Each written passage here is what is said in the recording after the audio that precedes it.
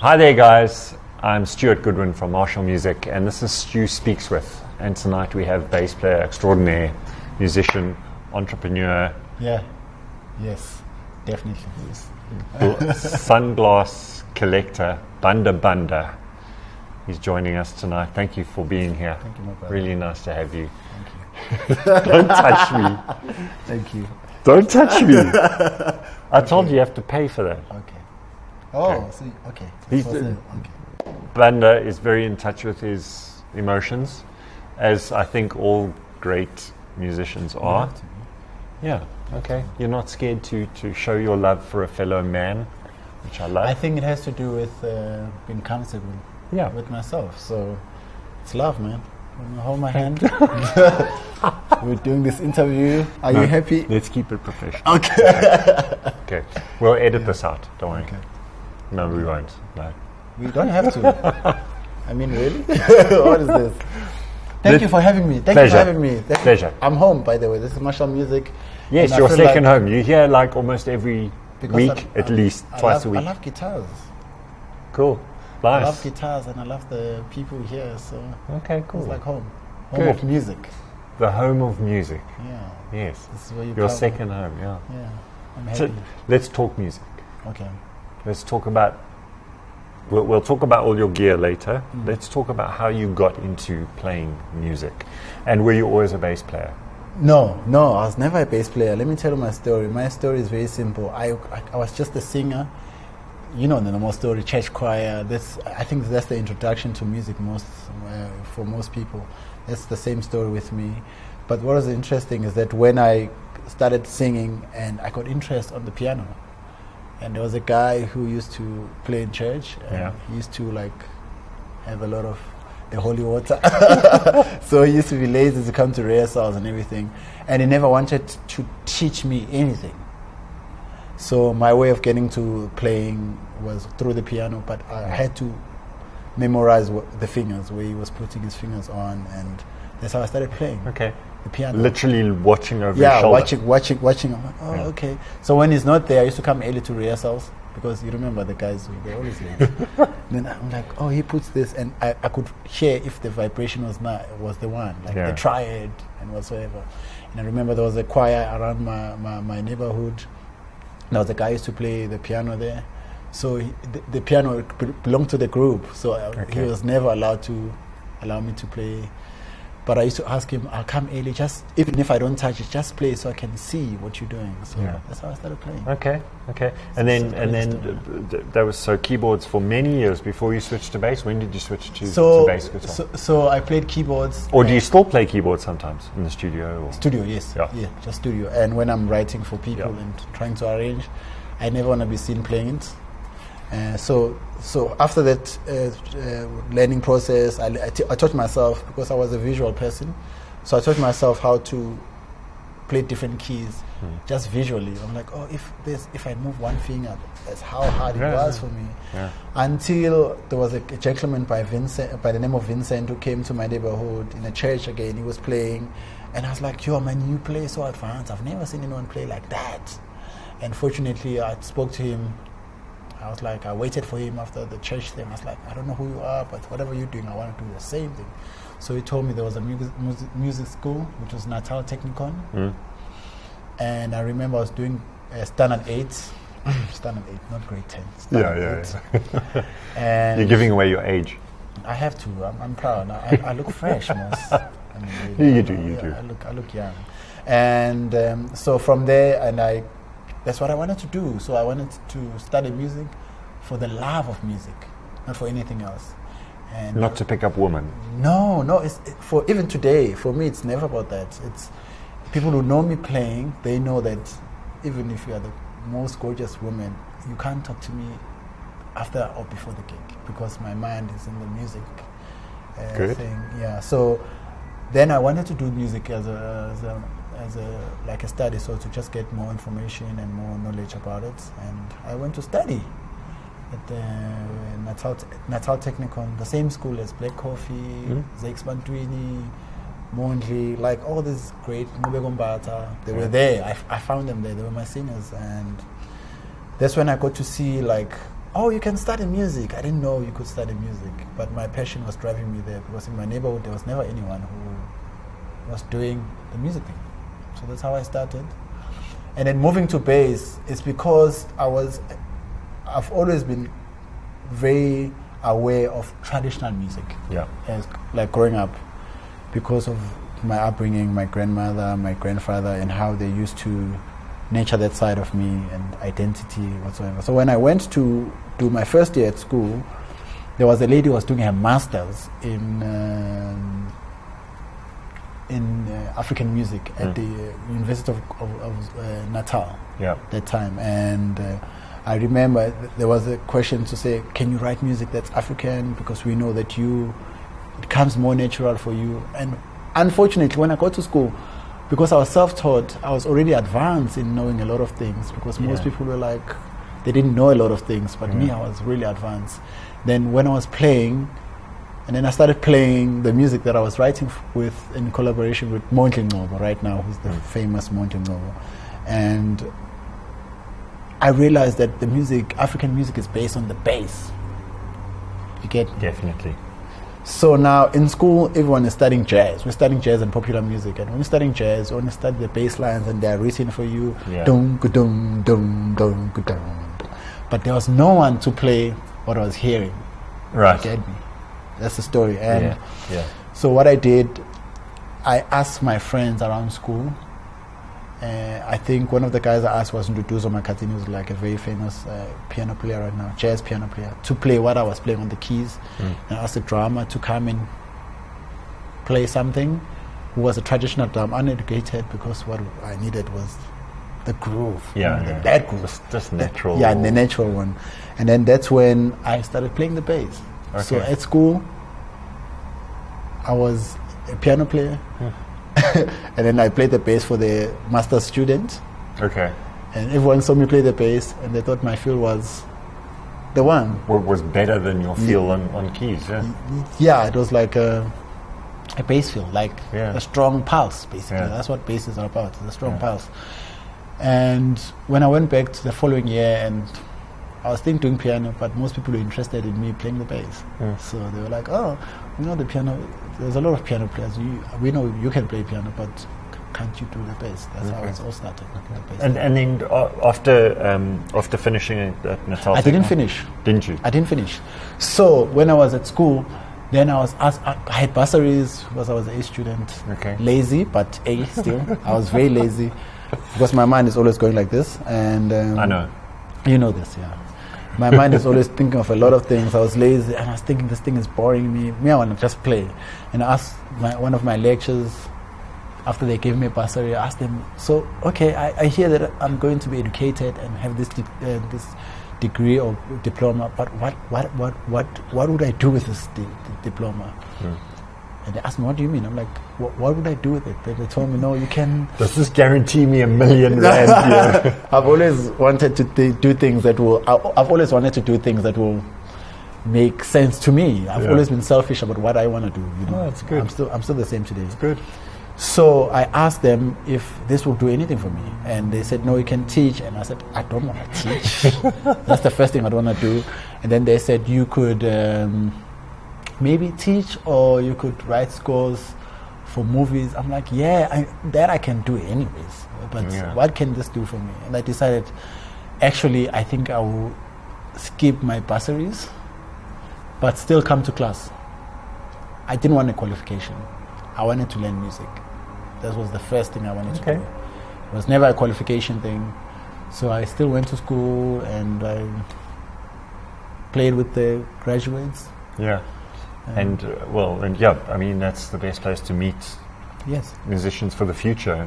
That's an advantage for me now, because I kind of know a lot of musicians who are educated, and I know how the system works in that world, and I know a lot of things there, but I also know the other side. I think that's more beneficial to me right now, because now I know that the education is just an information channel. It doesn't mean anything about your because you must remember that the arts or the music is more like humanities, it's a social thing. Yeah. So it's about how you connect to the people. If you get me, So that's for me. That was the best decision at a very early age, and at a very early stage of my career, where I decided what I really wanted to do. I've always wanted to be on stage and change people's lives and play what I want to play. Yeah. Tell me some of the highlights and your things you've done, over the years. Oh man! What have been some of your best projects, and what have been your favorite things to do? Everything has been favorite for me. I've done a lot of things. From a young age, I've worked with legends. I've been around legends like Begim Selig. I've worked with Bosim Song. I've worked with Hugh Masigel. I've worked with Sibongile Khumalo. I've worked with the cream of the crop. Those names are okay. Yeah. No. I've worked like that's my early stage, like before 25. That was before 25. I worked with, and when I say work with them, I was the recommended guy to do the job, And for me, I've done presidential gigs at a very young age, and then from that, I remember I couldn't travel for some time, and I was getting gigs going abroad, and I couldn't travel. There was issue with my passport. I'm a Banda, so they thought maybe, and I couldn't travel, so I decided to do Banyad, which I did for 2 years. And it was great because now I'm from the traditional music, and I studied jazz and popular music. Now I get to play rock and roll and classic and a bit of everything. Everything you see now. So now I always tell youngsters, if they can get into the barnyard and do things like do it. You should do it. Best experience ever. Yeah. So I did that with Doug, thanks to Doug, and it was great. That was great. There was a great experience for me. I got to learn about gear. I got to learn about different styles, what makes what, outside of my comfort zone, different genres, and And then I think 2010, I decided to leave the Banyad with no guaranteed work, because I was like, this is great. I've learned enough. I'm that guy. The thing is with the barnyard is you can't get stuck there. Me? Too easily. I know guys that have been there before who recommended me to go there. Yeah. I found them there. They're still there too. Yeah. I don't blame them. It's comfortable. It's comfortable. I don't like comfort. And it's difficult to get out. Yeah. And another thing is that when you are comfortable, it's nice. But me, I'm a dreamer. I dream hard, and I'm not nice to my dreams, or to myself about my dreams. Meaning I want to achieve what I want to achieve at any expense. Meaning that as long as it doesn't violate anyone's rights. Yeah. So meaning I even say to people that are close to me, I can stay on the streets for what I believe in, and start from scratch. From whatever I have now, I can start from scratch. And do it over again, and I'll be more successful. So that's my belief. So I went, so I did the Banyad. After that, I left the scene, the Banyad scene, the theater scene. Then I started looking for gigs again. That's when I started working with Tandy Soas, And that time I had a choice, because now I was like a well-seasoned musician. So it's difficult when you're well-seasoned, because you have choices. You say, I don't want to do this gig. It doesn't benefit me musically, financially. So you have to look at I take them. I always tick the boxes. If it doesn't finance me properly, doesn't give me the money I require, then I have to look at the creative process. Does it give me the feed your soul? My soul, Does it feed my soul? Does it feel like I'm giving more than what I'm getting? So if it doesn't, if the balance. My balance is never money, but if that balance is not there, then I don't do the gigs. So I started picking gigs, but I realized that the industry is great, but the best way to make the industry work for you is to work for yourself. So do things yourself. Yeah, agreed. So I started doing shows myself. Yeah. And which a lot of musicians are too lazy to do. And I started doing shows myself. Dude, I just want to play my instrument. No. if you want to specialize on anything, you must know the knowledge of how the numbers work. Yeah. Like if I want to own a music shop, I must know how much is to build the guitar, and how much do they sell it to me directly, and how much is to ship the guitar before it gets to this, and then how much markup I need to bring so Stu can get his money. And so I need to know that. So I decided to. I'm still in that process. I'm studying the business side of the music, and also studying how you meet the business and the music as a product. Meaning the product is the music. It's not. I don't talk about it as talent. I'm talking about, because by the time it's talent, it's fine. But when you put value on it, it's the product. So that's my job. I want to put value on a product, a talent, and then this is the value, and then mix with the business and say how these two match. If there's maybe I'm getting you as talent, and I say Stu is a great guitarist, great musician, a great guy. He's there on time, and then I want to make sure he plays at a certain venue. And they say, but our numbers are 60,000. I want to make sure if he's here, I'm going to make 80,000. Can he bring so much people? What are they drinking? I have to have that conversation. So that's absolutely. So that's the study I'm doing now, and amongst other things, man, my life is a great life. Yeah, good. Yeah. Let's talk about your beautiful guitars. You're a Warwick endorsee. You're an Aguilar endorsee. You're an Elixir endorsee. Yeah, I've got so many. How many Warwick bass guitars have you got now? as many basses as you have sunglasses. Let me tell you. How many pairs of sunglasses have you got? Let's start with guitars. You know, like I have guitars that I haven't played in about three years now. Like that's naughty. And those guitars, I'm not talking about entry level guitars. I know. It's like you don't do cheap. Yeah. One of the things I was learning. I do a study every day. One of my studies, one of the guys I was like doing a study on, he was saying the first investment you must do before you even buy like fancy cars and fancy houses and whatever is your trade. I believe the gear I have is more expensive than anything else I own. Yeah. I mean, people will think, maybe he drives a fancy car. I'm like, we haven't seen. No, it's like these serious classical musicians. Their violins are worth way more than their cars and everything. So I believe in that. Yeah. So I have like quite a few collection. I like Warwick guitars. They Why? feel it's because they feel like they are made for like a specific reason. It's not like one guitar that fits everyone. Yeah. It's very like particular. Like I know that the current guitar I'm playing right now is the Streamer Stage 1, 4-string, and high polish, neck through. Yeah, it's like it's the top. It's the bomb. Yeah, it's the bomb. The reason I like it, first of all, it's like I play a lot of different genres. Like, let me tell you a story before I went to Warwick. Before I went to Warwick, I was playing a Yamaha Nathan East. And Nathan East Yamaha is played by Nathan East because he can play from Eric Clapton to foreplay to whatever. Yeah. It's very versatile. And I'm a very versatile bass player from the things we've been talking about. So I wanted a bass that can embody who I am, and I found that bass. And is it a Streamer double buck, 2 humbuckers, or is it the 2 singles? So my Streamer is the JP. Okay. It's the precision and I love precision. I don't have a precision bass for now, but that one has that precision sound, and also it's passive and active at the same time. It's got the jazz sound, snake through, so it's not too heavy.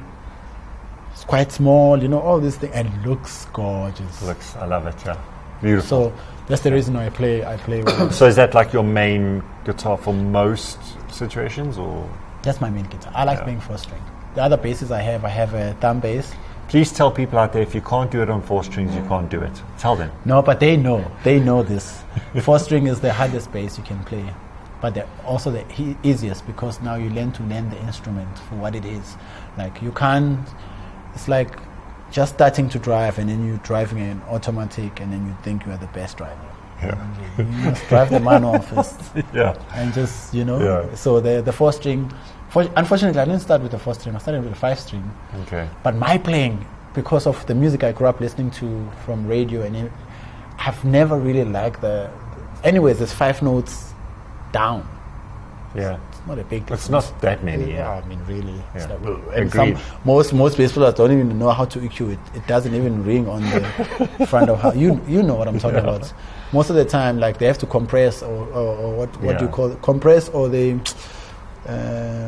what is that? They limit. Yeah, they limit. No, it's not a limit. There's something. Yeah. They have to EQ out that, so it kills the low, the and low it ends mids. up being too flubby. So I like to hear definition, and I like music from the 60s, 70s, 80s, where it's more like. And my favorite bass players, most of them, they play 4 strings. Yeah. I like agreed.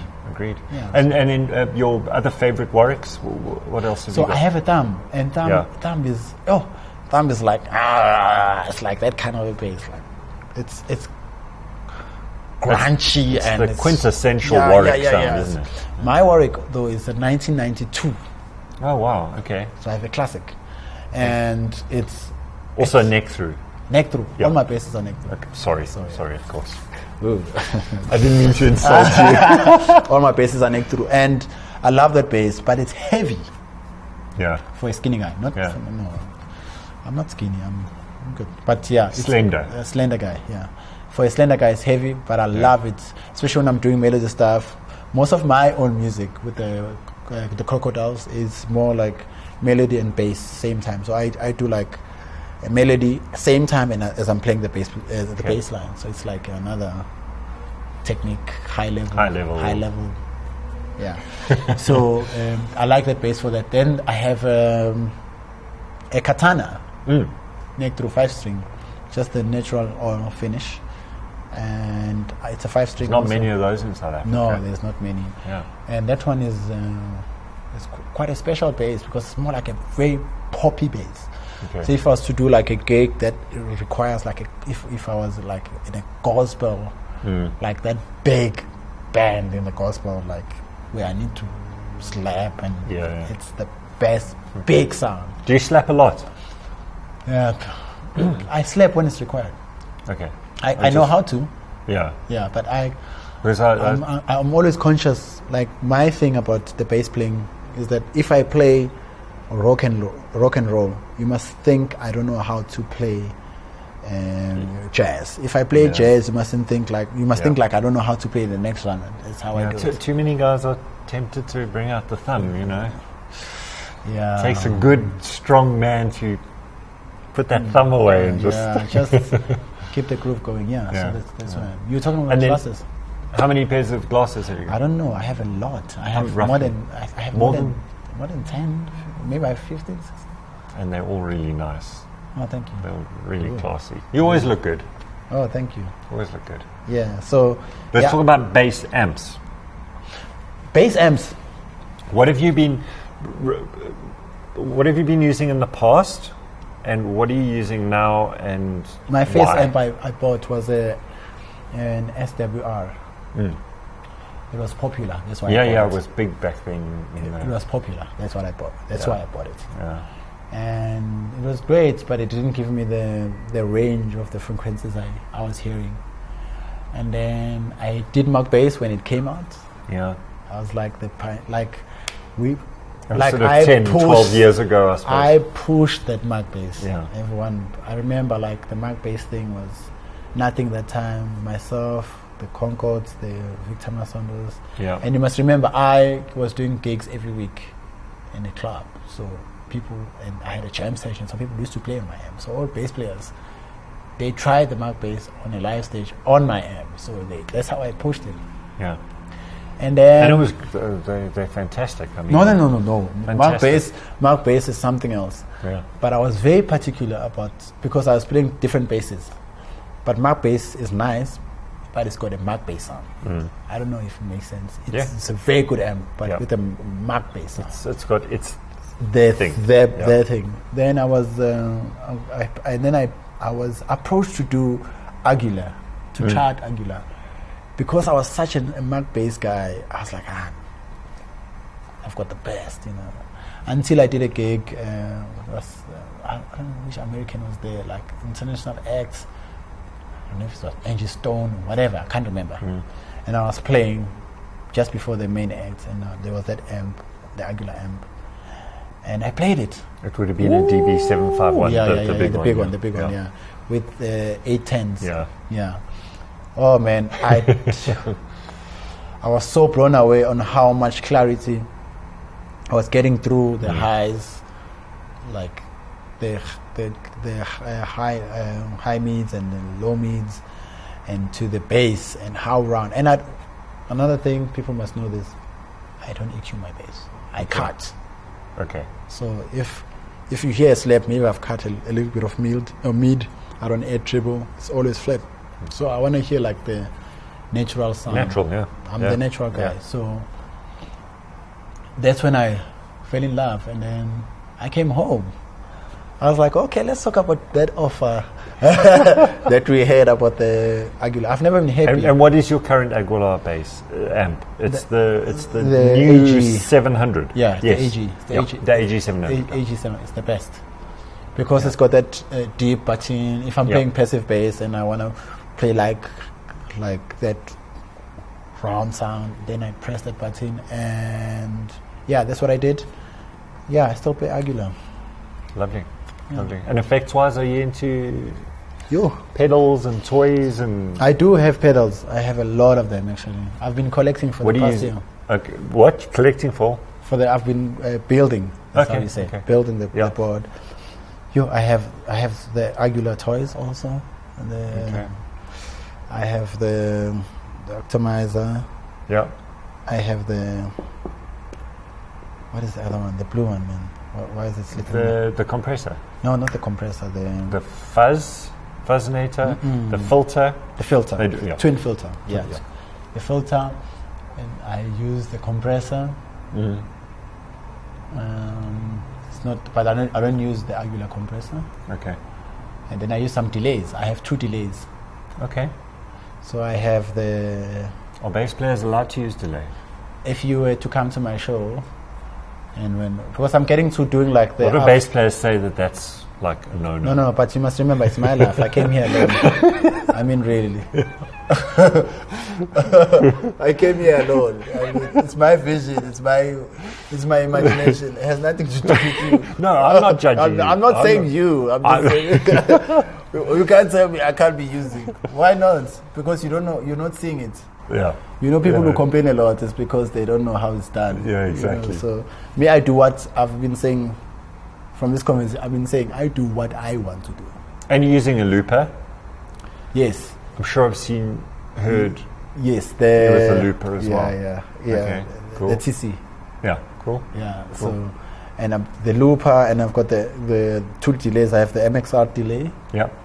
And then I have the TC delay.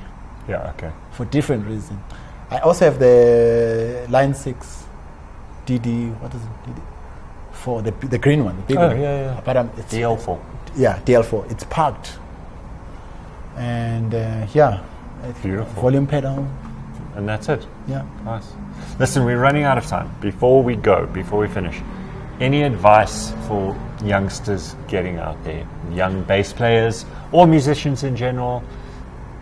From your point of view, what is some advice you'd give youngsters who want to try and make it, or get out there, or become known, or become better players? First of all, you must know like what you really want to do. What's your contribution to the industry? Have a vision. A clear one. Yeah. I want to play with if you want to play with the best musicians and tour the world, that's what you need to do.